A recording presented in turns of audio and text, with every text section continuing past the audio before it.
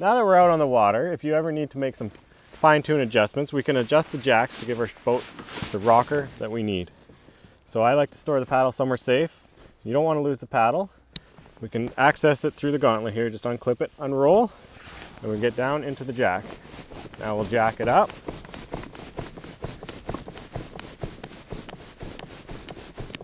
Now we're a lot more agile in the water.